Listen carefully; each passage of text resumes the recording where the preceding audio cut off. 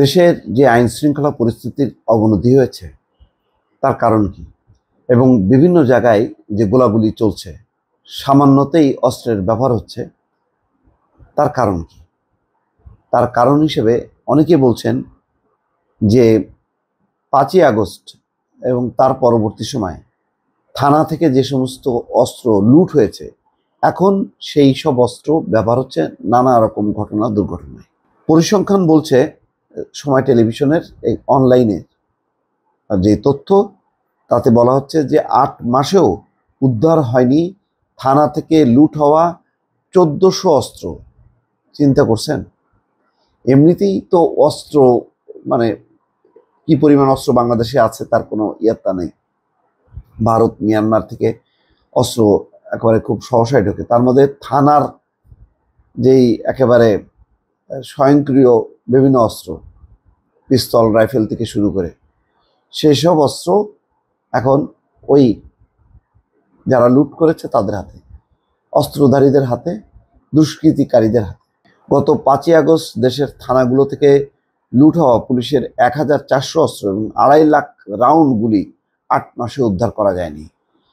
সেসব অস্ত্র দিয়ে ছিনতাই, ডাকাতি, এমনকি খুনের মতো ঘটনা ঘটাচ্ছে অপরাধীরা।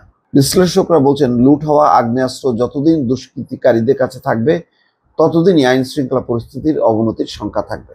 পুলিশ সদর দপ্তর বলছে, অস্ত্র এবং গোলা বারুদ উদ্ধারে বিশেষ গোয়েন্দা নজরদারি রয়েছে, কিন্তু 8 মাসেও এত পরিমাণ অস্ত্র দুষ্কৃতিকারীদের হাতে আছে এবং সেগুলো উদ্ধার করা যায়নি, এটা খুবই অবাক কাণ্ড। আপনি কিভাবে আইন শৃঙ্খলা পরিস্থিতি নিয়ন্ত্রণ করবেন? গণ অভ্যুত্থানে বিতর্কিত ভূমিকার কারণে ক্ষুব্ধ হয়ে 5ই আগস্ট দেশের বিভিন্ন থানায় হামলা চালায় ক্ষুব্ধ ছাত্র জনতা। এই সুযোগে থানায় ঢুকে লুটপাট চালায় দুর্বৃত্তরা।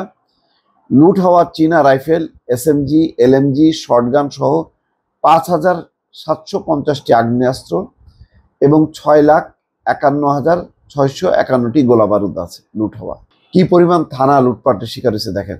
এই জন্য এই ঘটনার পর থানা পুলিশ এখনো সোজা হয়ে দাঁড়াতে পারেনি, তাদেরকে এখন সেনাবাহিনীর সহায়তা লাগতেছে, র্যাবের সহায়তা প্রয়োজন হচ্ছে। এসব অস্ত্র দিয়ে শুরু হয় ছিনতাই, ডাকাতির মতো ঘটনা। অস্ত্র উদ্ধারের 4 সেপ্টেম্বর থেকে শুরু হয় যৌথ বাহিনীর অভিযান।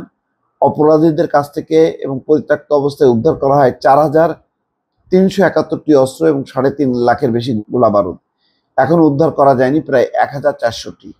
এগুলি অফিসিয়াল কথাবার্তা, কিন্তু এটাই বাস্তবতা যে প্রচুর বিপুল সংখ্যক অস্ত্র অপরাধীদের হাতে রয়েছে, সেগুলি উদ্ধার করা যায়নি এবং বিভিন্ন জায়গায় দেখবেন যে হামলার ঘটনা, সমস্ত জায়গায় গোলাগুলির ঘটনা চলতেছে এবং অস্ত্র প্রয়োগ হচ্ছে, স্বয়ংক্রিয় অস্ত্র।